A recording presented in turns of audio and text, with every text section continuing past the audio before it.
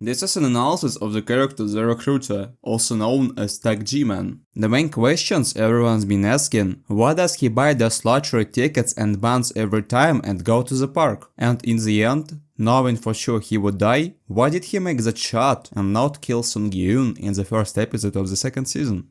Let's recall where we first encountered him. In the first episode of the first season, in the subway, he appeared with the game and suggested Gi-Hun play. We already know the rules. If you lose, you get slapped. Considering everyone who plays with him is poor and in debt, they have nothing to lose. Ultimately, if someone wins even once, he gives them a cash prize. Then, he gives them a business card, thus involving them all in the game. We saw him in the first episode and then again in the final episode of the first season. Before Gi-Hun departs for America to be with his daughter, he sees the recruiter again. This moment triggers Gi-Hun to stay in the game, but he wasn't accepted right away. He spent 2 years searching for them, 2 years looking for the recruiter.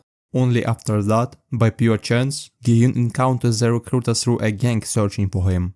Perhaps it was all a planned scheme to lead Gi-Hun to player 001 and invite him back in the game. But after 2 gang members locate the recruiter, we see him playing another game with a new victim. Then, he goes to a store, buys buns and tickets, and goes to the park. At the park, he offers people a choice, a bun or a ticket. Almost everyone, except one person, choose the ticket. And the most interesting part, no one won, everyone lost. He mockingly gives them a coin, since they are broke. When they see they haven't won, they scratch off the numbers, and he demands the coin back. They reluctantly return it since they have no money.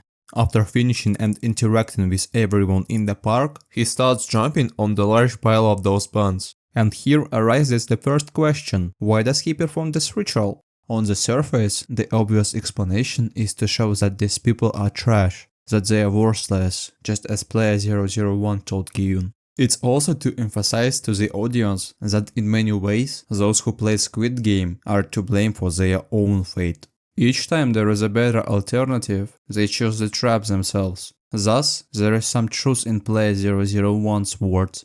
That's one interpretation. But there is another view, tied to the broader reveal of the recruiter's character in the finale of the first season. There is an alternate theory. Deep down, the recruiter, who has sent players to certain deaths for years, subconsciously realizes these people aren't trash. After every recruitment, he knows the next person he's brought in the game is likely doomed. This realization may compel him to cleanse his conscience. Here is what I mean. By repeating this ritual in the park, he convinces himself that these people are trash. Look, he tells himself, they choose the lottery ticket. It's not my fault. It's their decision. He used this to suppress that small voice of guilt deep inside. Why might this be the case? Look at his expression when he jumps on the buns. If it were just mockery, he would jump gleefully and leave content. Instead, the actor portrays intense emotion, anger, frustration. He's emotionally engaged in this process, as if he's genuinely upset they choose gambling again. His aggressive behavior tells that exactly the second theory might be true. This is all about cleansing his conscience.